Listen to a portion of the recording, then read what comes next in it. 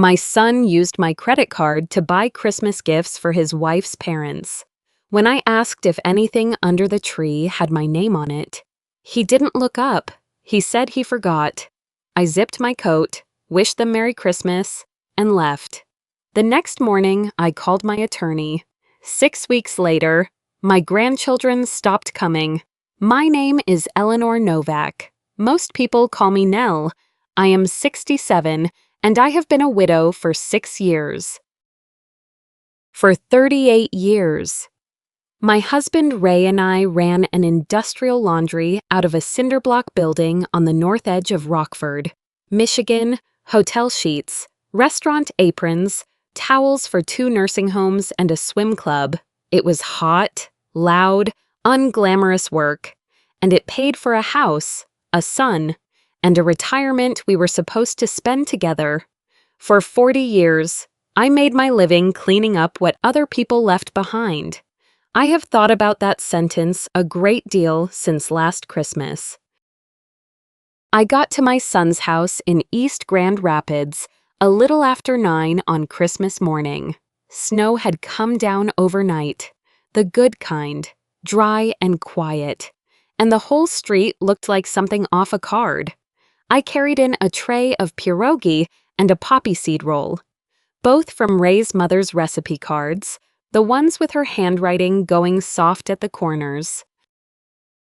Josie, who is 8, hit me at the knees before I got my boots off. Owen took the tray out of my hands without being asked. He is 12. He has his grandfather's way of noticing when someone's arms are full. For an hour, it was lovely. I want to be honest about that, because of what came after. The kids tore through wrapping paper. Kelsey put on the old Bing Crosby record. Grant made coffee the way Ray used to, too strong, and I drank 2 cups and didn't say a word about it. Owen opened the big box last, a gaming console, the expensive one, the kind with a handle molded into the carton. He said, "Thank you" twice. Then he asked, quietly, the way children ask when they already know the answer, "Dad, are you coming fishing Saturday?" Grant didn't look up from his phone. "Can't, bud, swamped. But hey, you've got that now." I heard it. I didn't say anything. It only sounded familiar to me. Then Dale and Bonnie arrived, and the room changed. I don't know a better way to put it. My son stood up straighter. His voice went half a step louder. He started performing. Hi Mud, everyone gather in the living room while Dale opened a Rolex, not a watch, a Rolex, in the green box, and Dale held it like it might go off. Bonnie got a diamond tennis bracelet, then a 75-inch television still in its carton, a full set of copper-bottom cookware, and a weekend package at a resort up in Traverse City, printed on a card with a ribbon through it. Bonnie kept saying they shouldn't have. Kelsey cried a little. Grant said, "You two deserve it." And he meant it in a way I couldn't read. Dale had retired in October. 30 years with the power company. 30 years of line work. And he knew half the city council by their first names, twice that morning. Between the coffee and the cinnamon rolls. Grant brought up the building permits for the clinic. Once to Dale directly, once to the room. I noticed. I didn't think anything of it. Not yet. By 11, the tree was bare. Paper everywhere. Even the stockings had been emptied down to the tangerines in the toes. I sat in the chair by the window with my coffee and waited. The way you wait when you assume something's been set aside in another room. Nothing came. So I asked, softly, because I didn't want to make it a thing. Should I wait until later? Grant frowned. For what? For mine. He blinked once, then he shrugged. Oh, I forgot to get you anything. Kelsey laughed, a small, awkward sound. We've just been so busy.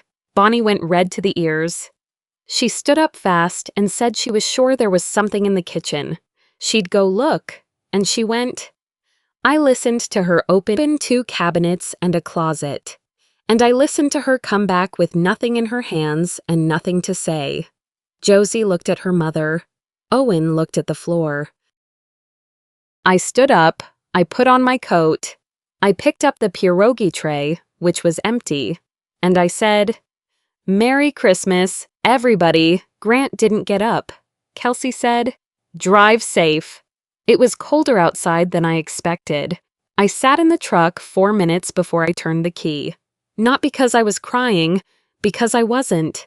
And that frightened me. The snow was moving sideways across the windshield by the time I got to the end of their street. Not falling, moving. That's how the wind comes off the lake in December. Like it has somewhere to be. My phone buzzed in the cup holder. Then again, then a third time. I want to tell you I opened my banking app to check something. That would be the easier version, and it would make me look better. So let me not tell it that way. I already knew. 3 alerts had come in on the 23rd, Tuesday. I had been standing at my own kitchen counter with a dish towel over my shoulder when my phone lit up. And I picked it up, and I read all 3. And then I set the phone face down and went back to rolling dough. That is the part I have not been able to put down since. I saw them, and I stood there in my kitchen and built my son a story out of nothing. He is traveling. Something happened with the car. One of the kids is sick, and the urgent care wanted a card up front. I remember deciding that if it was serious, he would call. And if it wasn't, it was none of my business. I picked up the phone once that night to ask him. I got as far as his name in my contacts. Then I put it down. Because a mother who asks her son why he used the emergency card is a mother who has decided the emergency isn't real. I did not want to be that woman. I would rather have been wrong about the money than right about him.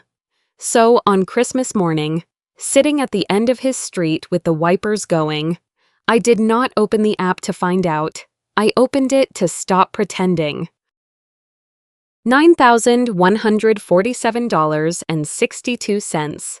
A jewelry store in Monroe Center. A department store at the mall on 28th. A boutique I had never heard of, with a French name I couldn't pronounce. The dates all read December 23rd. I sat there and matched them up in my head, one by one, against what I had just spent 2 hours watching people unwrap in that living room. The watch in the green box, the bracelet, the card with the ribbon through it. Every single one. I drove the 22 minutes back to Rockford and let myself in and sat down at my kitchen table without turning on the light. It was 1 in the afternoon and gray enough it didn't matter. Then I did something I still can't explain.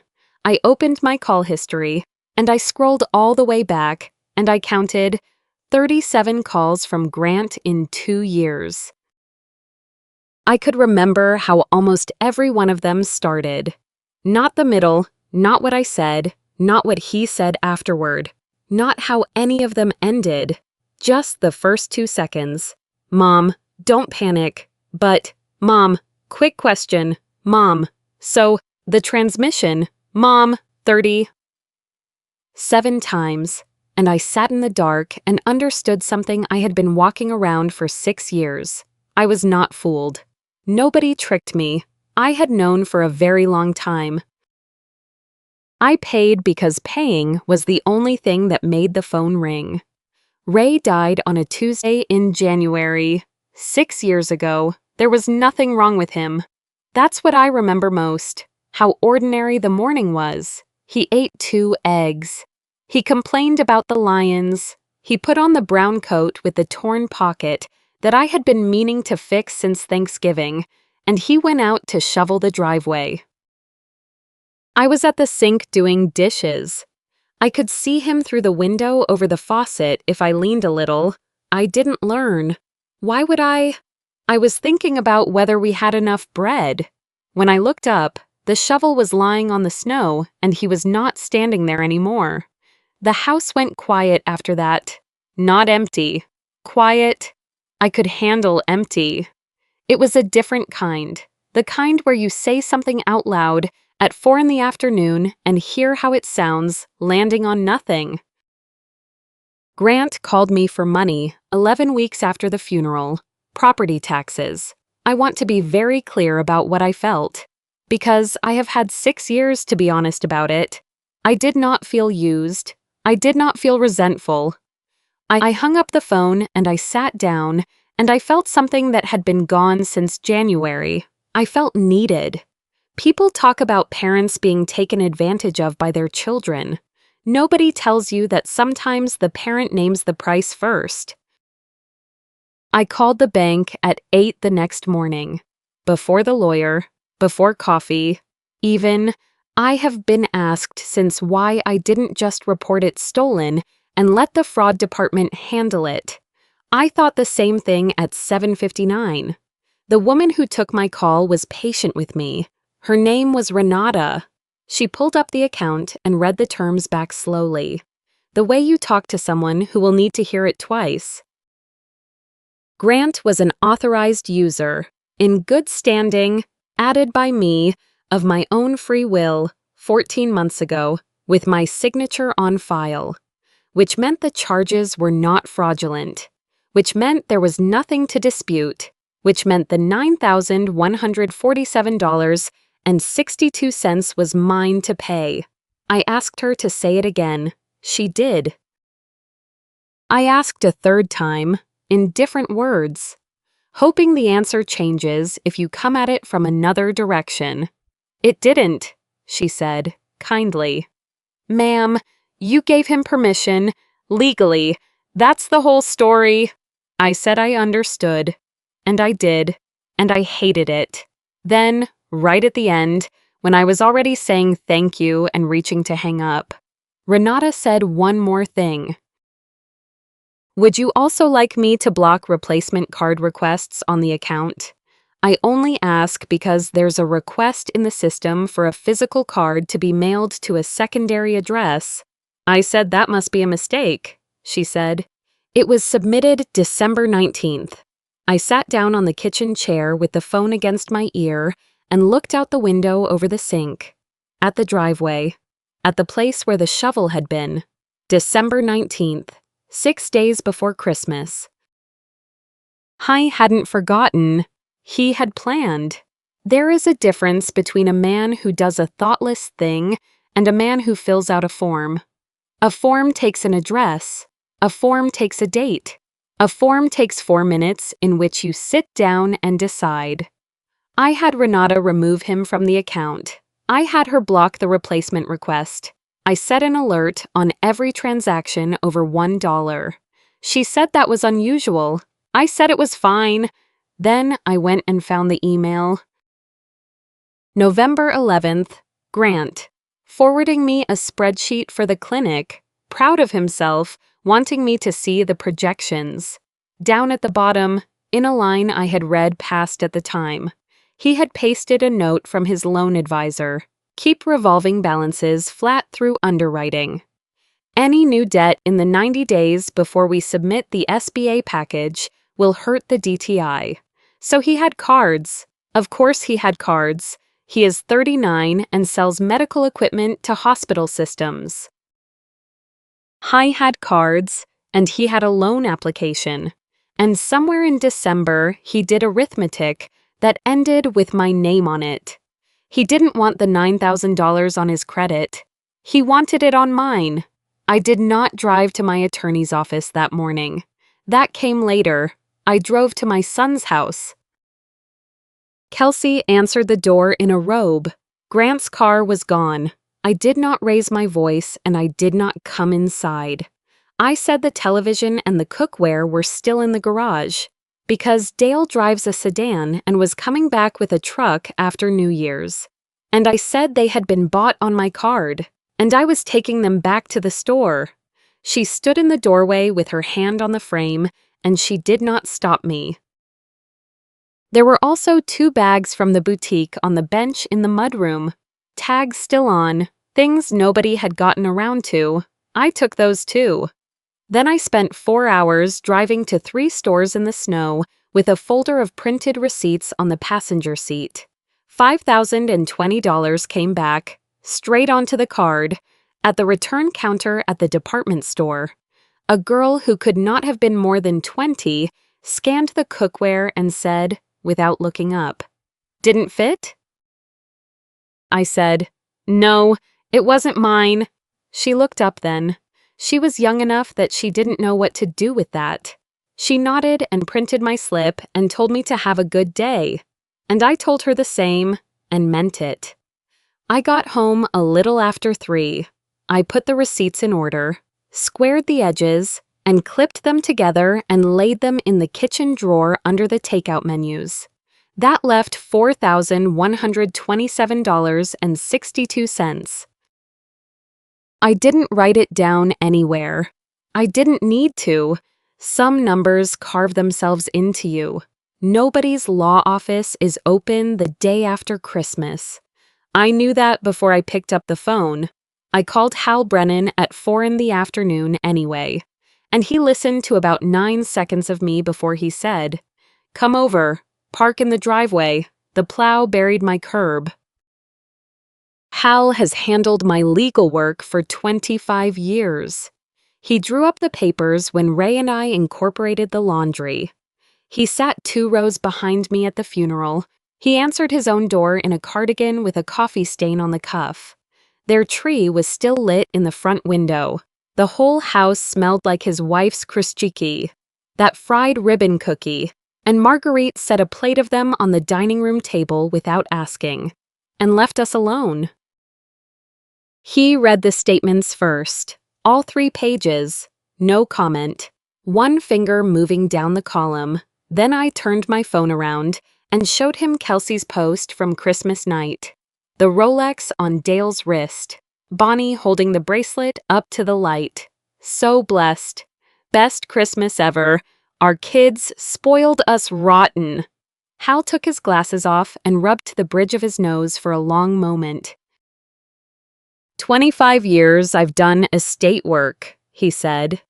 People think it's the inheritance that wrecks families. It isn't. It's an entitlement. Money doesn't rot anybody. Being owed something does. I have thought about that sentence 1,000 times since. I won't repeat it again. He said it once and he was right the first time. Then he got out a legal pad and we went to work. Grant came out as the primary beneficiary of the trust. Kelsey came out as successor trustee, which is the part that surprised me once I understood it. I had never really absorbed what I'd signed in 2019. If Grant died before me, my daughter-in-law would have been the one administering everything Ray and I built, every account, every decision. The grandchildren stayed.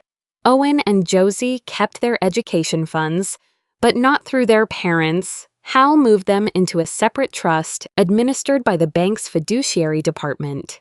Distributions restricted to health, education, maintenance and support, money for them, not money through them. The rest went where it should have gone years ago. The Children's Hospital in Grand Rapids, a scholarship fund for kids going into the trades, a veterans housing program off Plainfield, the food pantry at St. Mary's, where Ray unloaded pallets every 3rd Saturday for 11 years and never once mentioned it to anybody. Then Hal squared the pad, closed the folder, and asked me a question I have not stopped hearing since. "Nell, everything we just did takes effect after you're gone." He looked at me over the top of his glasses. "Do you remember who's authorized to make decisions for you while you're still here?" I didn't say anything. "Grant," he said. "Financial and health care. You signed both in 2019, 3 months after Ray died." 3 months. I could not have told you the day. I remember a stack of paperwork, an associate pointing at flags, and me signing whatever was put in front of me, because that was the spring I did what I was told. "Hal," I said, "he's telling people I'm getting forgetful." Hal did not react the way I expected. He got very still, the way a man does when a suspicion turns into a schedule. "Then I need you to understand what that's for," he said. "Nobody spreads that story for fun. That story is groundwork." He turned one more page. 14 months earlier, I had signed a personal guarantee on Grant's construction loan for the clinic build-out. $340,000. I remembered the pen. I remembered him saying it was just a formality, that the bank wanted another name on it, that it wouldn't ever actually mean anything. We revoked both powers of attorney and named Hal instead. 4 days later, at his office. I signed everything on video. Hal set the camera on a tripod and had me state the date, the year, the name of the sitting president, and then explain in my own words what each document did and why I wanted it. 2 independent witnesses, a notary who had never met me. 3 days after that, Dr. Rahman's letter arrived, dated the same week. Cognitive screening completed. No deficits observed. Above average recall for age. I put it in the folder with everything else. Then I drove home and called a locksmith out of the yellow pages. And he came Saturday morning and changed both deadbolts. I didn't announce it. I didn't text anyone. I didn't explain. Grant had a key to my house for 12 years. I never asked for it back. I just made it stop opening anything. Kelsey called me 40 minutes after I signed. I was still in the parking lot behind Hal's office with the engine running and the defroster going. Her voice came through warm and bright, the way it does when she wants something and has decided to be charming about it. "Hi, Mom Novak. I hope I'm not catching you at a bad time. We've got kind of an emergency." The emergency was a Tahoe. Year-end sale at the dealership on Alpine. Last day of the promotion, and they needed $16,000 down before 6 o'clock or the financing wouldn't hold. I looked out at the back lot, at a dumpster and a strip of dirty snow. I thought about Ray. I thought about a bare tree with paper all over the floor around it, and not one box with my name on it. I said, "No." The silence went on so long I checked the screen to see if the call had dropped. Then Kelsey, almost whispering, "You've never said no. I know." Another pause, and then her voice changed. The warmth came off it like a coat. "Is this about Christmas?" "No," I said. "It's about 20 years. She didn't answer. I was reaching to end the call when she asked one more question. Careful, slow, testing the ice in front of her. "But you're still leaving everything to Grant, right?" I hung up. 3 days later. Dot Pruitt came across the street with her phone already open in her hand, and that look people get when they'd rather not be the one telling you. "Nell, honey, I'm not a gossip." "Then don't be." "I'm going to be anyway." Kelsey had posted it in the neighborhood group, not on her own page, where I'd have never seen it. The private group. 400 and some members, every house on my road, the woman who cuts my hair, the men who plow my driveway, the whole choir at St. Mary's. She wrote about how hard it is to watch an older family member turn control of money, how aging changes people, and how sometimes all you can do is pray for them and love them from a distance. 211 reactions, 50-some comments, all of them kind, all of them sorry, all of them wondering. She never used my name. She didn't have to. I went to Meijer that Friday for milk and half, and 3 people I have known for 20 years looked at me the way you look at a woman who doesn't know yet. 4 days after that, my phone buzzed at 10 past 4. Grandma's own.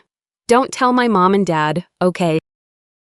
He'd ridden his bike over from a friend's house 3 streets down. His cheeks were red and his jeans were soaked to the knee. I made hot chocolate and put marshmallows in it and didn't ask him a single question for about 6 minutes, which took everything I had. Then he reached into his backpack. It was a fishing lure. He'd made it in shop class, carved and sanded and painted green, and one of the little eyes sat lower than the other, and there was glue on the hook eyelet where he'd gotten impatient.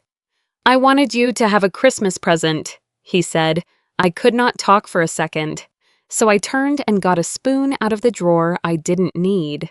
He looked into his mug. "Dad says you're getting forgetful. Does he? He told us you said you didn't want presents anymore." I have never in my life said that. Not once, not joking, not to anybody. Then Owen went quiet in a different way. He glanced at the front door, and he lowered his voice, and he leaned in like we were doing something we shouldn't. "Grandma, a lady came to our house last week. She asked Mom and Dad a whole bunch of questions." He swallowed. "About you. Dad made me go upstairs, but I heard the word court." I kept my face exactly where it was until he finished his hot chocolate, and I told him he did nothing wrong, and I watched him bike back down Bridge Street in the almost dark. Then I called Hal at home. He didn't make me repeat it. He asked me 2 questions, and when I answered both, he was quiet for a while. "Nell," he said, "in Michigan, when somebody petitions to have a conservator appointed over an adult, the court assigns a guardian ad litem. An investigator, she interviews the family, the neighbors, the doctors, everyone but you, first. So that woman, that's what she was." Since Christmas, I had believed this was about $9,000. That night, I finally understood it had never been about the money at all. It was about who gets to speak for me. Grant never called to yell at me. I think I would have preferred it if he had. What he did instead was send one text, on a Tuesday, at 9:14 in the morning. "We think the kids should take a break from coming over for a while, just until things settle down. No exclamation point. Nothing you could hold up and call cruel. If you read it out loud to a stranger, they'd tell you it sounded reasonable. It was 6 weeks. I have gotten up at 6 in the morning for 40 years. You do that when you run the early shift at a laundry, and then you keep doing it long after there's any reason to, because nobody cares that the building has been sold.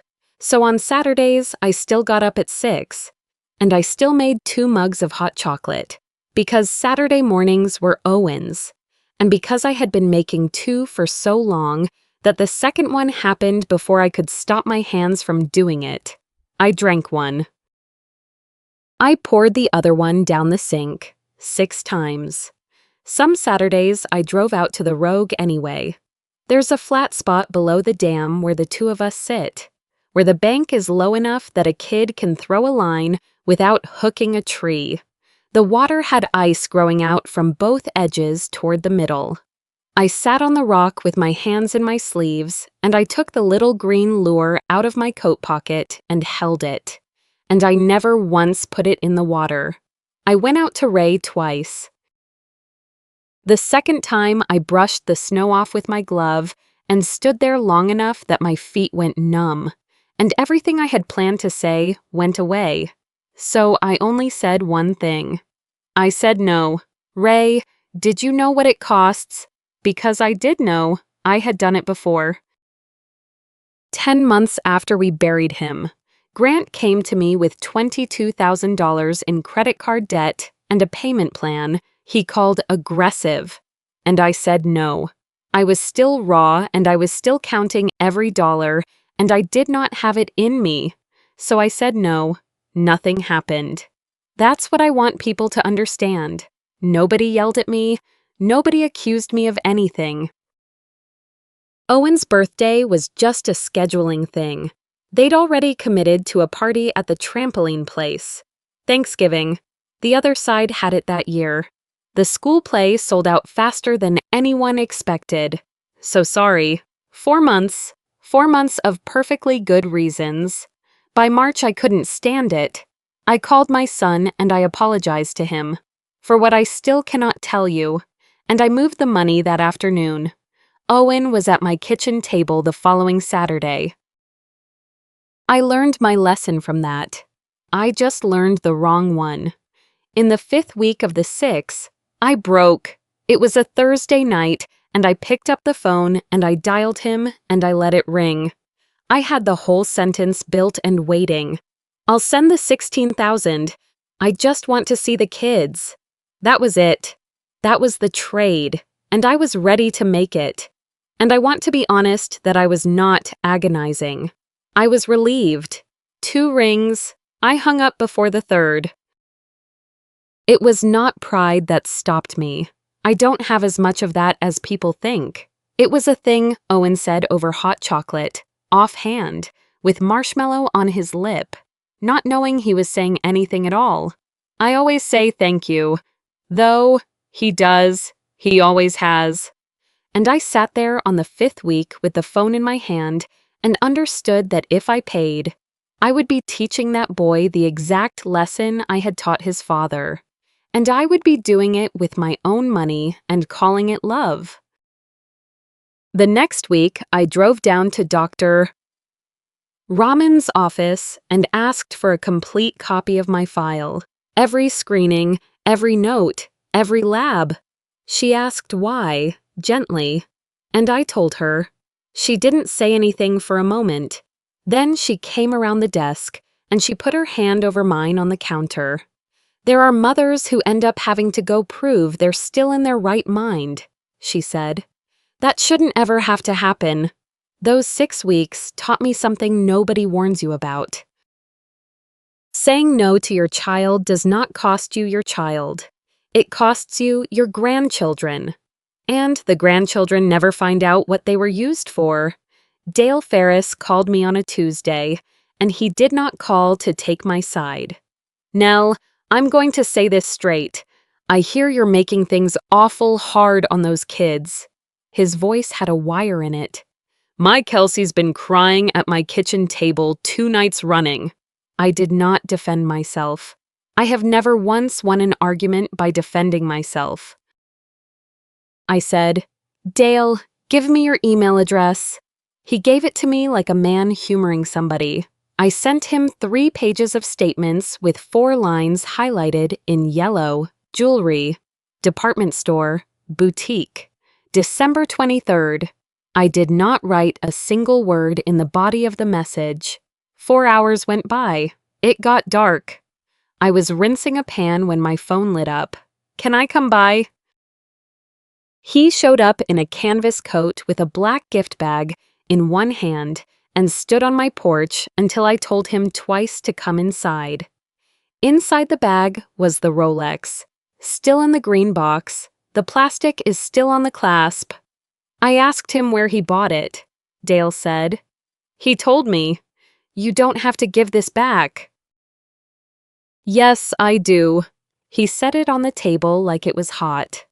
My dad worked 41 years for the same outfit and never owned a thing he hadn't paid for. He told me once, if a gift costs somebody else their dignity, it isn't a gift, it's a bill with a bow on it. I made coffee. He turned the mug in a slow circle for a long time without drinking any of it. Then he said, not looking up, "My Kelsey's the same as your Grant. You know, she thinks she's owed more than she's got. Always has." He kept turning the mug.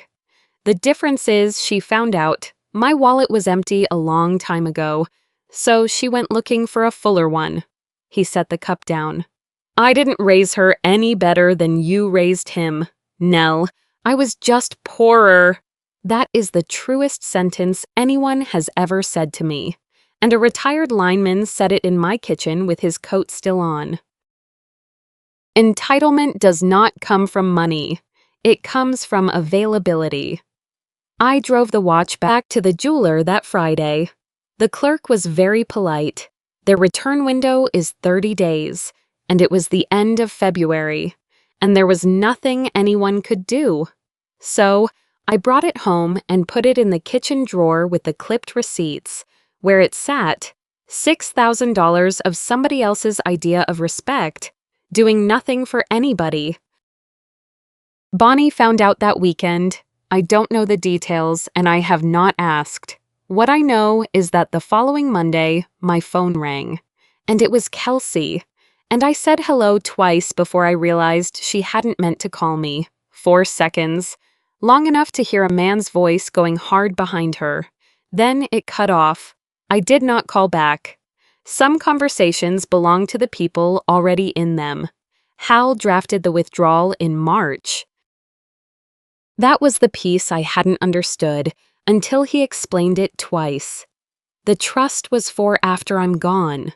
The personal guarantee was now $340,000 of my name on my son's construction loan, and I could take it off.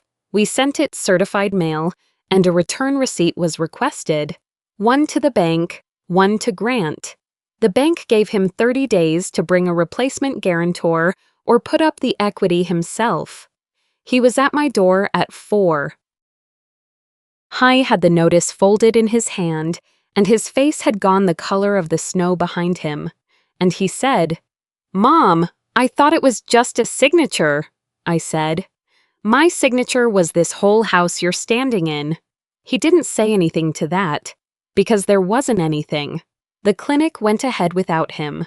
His 2 partners found a 3rd man by May. I heard about it the way you hear things, at church, from somebody who assumed I already knew.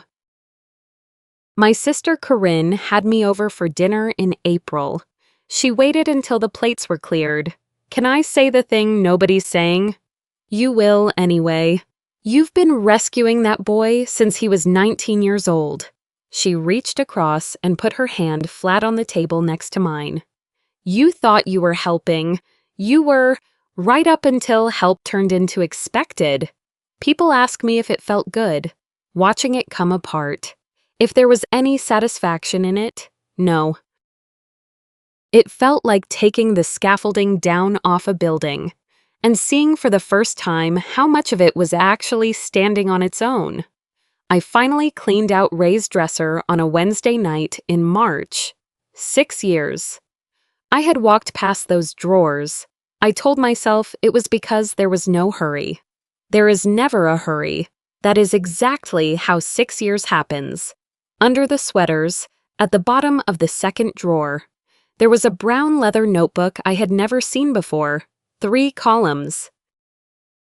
The first was dates, the second was amounts. His handwriting, small and square, the way he wrote out invoices. The 3rd column was almost entirely empty, and there was no heading on it. So for a long minute I sat on the edge of the bed and could not work out what it was for. I found the heading on the very last page, written later than the rest, in the shaky hand he had in the last year of his life. What he said after, 41 lines. 6 of them had anything in that 3rd column. Thanks, Mom and Dad. I'll pay it back. You 2 are the best. He hugged us. 2 others were single words I won't repeat, because they were the kind of thing a boy says at 19 and means completely. The last line with anything written in it was June of 2014. After that, there were 22 more entries, dates and amounts, all the way to the month before he died, and not one word in the 3rd column. Not a thank you, not an I'll pay it back, nothing. And on the inside of the back cover, Ray had written to me, "Nellie, I'm sorry. I didn't keep this to hold anything against him. I kept it because I was afraid one of these days you'd forget how much you'd already given. And half those checks in here are in my handwriting. I'm just as much to blame as you are." I sat on the bedroom floor with my back against the dresser until 2 in the morning. He was afraid I'd forget how much I'd given. He was wrong about which part I'd forget. Grant came on a rainy Friday at the end of April. No Kelsey, no second car down the street, just my son, alone, on my porch, looking older than 39. I know he tried the key first, because I was standing in the hallway and I watched the deadbolt turn a quarter inch twice and stop. Then he rang the doorbell of the house he grew up in. I let him in. I made coffee, 2 mugs out of 40 years of habit. He set a white envelope on the table.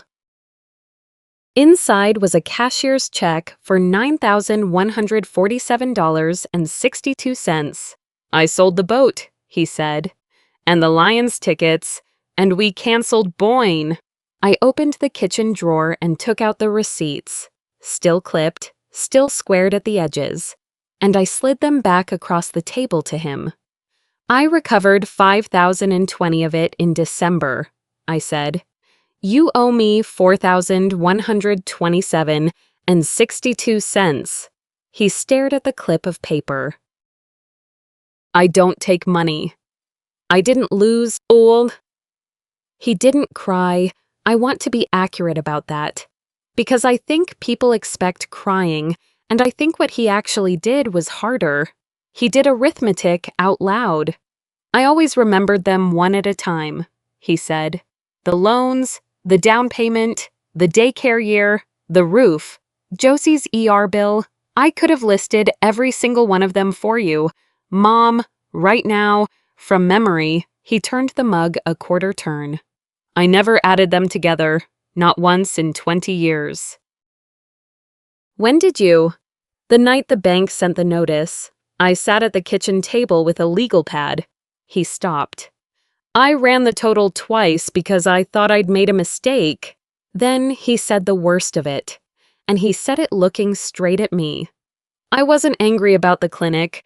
That's what I need you to know. I was angry because that was the first night of my adult life that I understood I'd built everything I have on the assumption that your money was eventually going to be my money. Hung put both hands flat on the table. I became entitled. I don't know how else to say it. I became entitled and I didn't feel it happening. And then he waited. He sat in that chair and waited for me to tell him it was all right, and that I forgave him, and that we were fine. I didn't say it. I asked him something else. Those 6 weeks, did you tell my grandchildren I didn't want to see them? He said. I told them you needed some space. Their children, Grant. What they heard was that their grandmother didn't want to see them. That was when he broke. Not over the money, not over the loan. Over that, I let him sit with it. Then I said the thing I had been carrying since Christmas morning. Do you know what scared me most in all of this? It wasn't the credit card. What was it? Christmas morning, Owen asked you to take him fishing. You handed him a game console. I waited until he looked up. I did that exact thing to you for 40 years, and you learned it faster than I ever meant to teach it. Kelsey came 2 weeks later. No handbag, no jewelry. She brought a poppy seed roll she'd made herself from my recipe, burned along one corner. She told me the truth, and I'll give her that. She said she had never once thought of me as a person. I was the thing you fell back on. It happened slowly, and she never decided on it.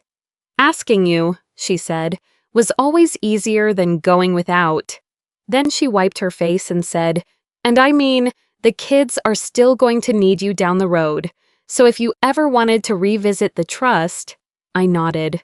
I poured her more coffee. I did not answer. 12 months, and none of it was promised.